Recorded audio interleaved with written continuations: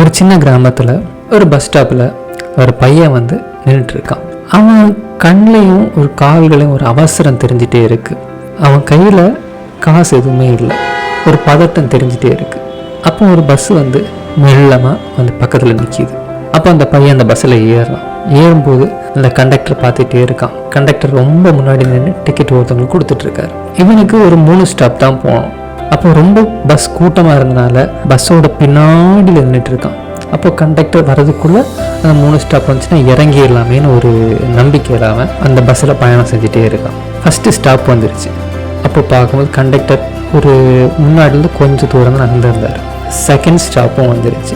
அப்போ கண்டக்டர் நடுவில் நின்றுருக்காரு. சரி, பையனோட நினைப்பு, சரி நம்ம இன்னொரு நெக்ஸ்ட் ஸ்டாப்பில் இறங்கிடலாம் ஈஸியாக, அதோட இந்த பயணம் முடிய போகுதுன்னு ஒரு நம்பிக்கை எல்லாம் இருக்குது. அதே மாதிரி அடுத்த ஸ்டாப்பும் வந்துருச்சு. வரும்போது பார்த்தா கரெக்டாக இவன் இறங்குறான், செக் இன்ஸ்பெக்டர் ஏறுறாங்க. அப்போ இவனை வந்து நிப்பாட்டுறாங்க. நெல்லுப்பா தம்பி, டிக்கெட் கொடுத்துட்டு போங்க. அப்போ அந்த பையன் சொல்கிறான், ஐயா நான் டிக்கெட் எடுக்கலையான்னு. அதை கேட்குறாரு, எதுக்காகப்பா நீ டிக்கெட் எடுக்காமல் பயணம் பண்ணுற, இது தப்பாச்சு, உனக்கு 500 ரூபாய் ஃபைன் இருக்குது, நீ கட்டிட்டு போறியான்னு.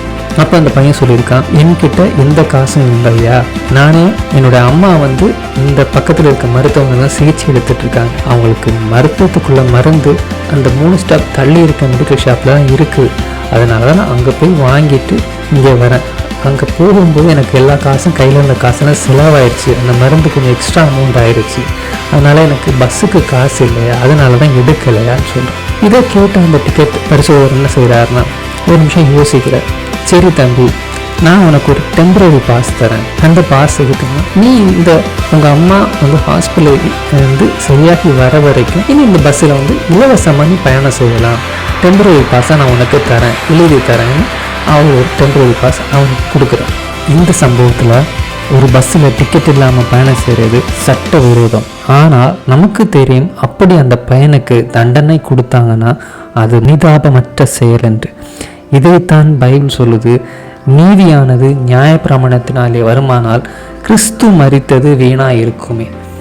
அப்படின்னா மனிதன் ஏற்றி வைத்த சட்டத்திலிருந்து மெய்யான நீதி கிடைக்காது, அதை தருபவர் இறைவன் ஒருவரே.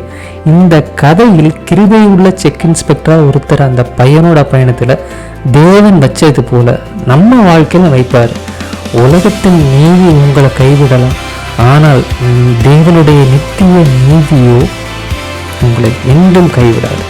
தேவன் ஒருவரே இதற்கு தீர்வு, அந்த தேவன் இயேசு ஒருவரே. ஆமென்.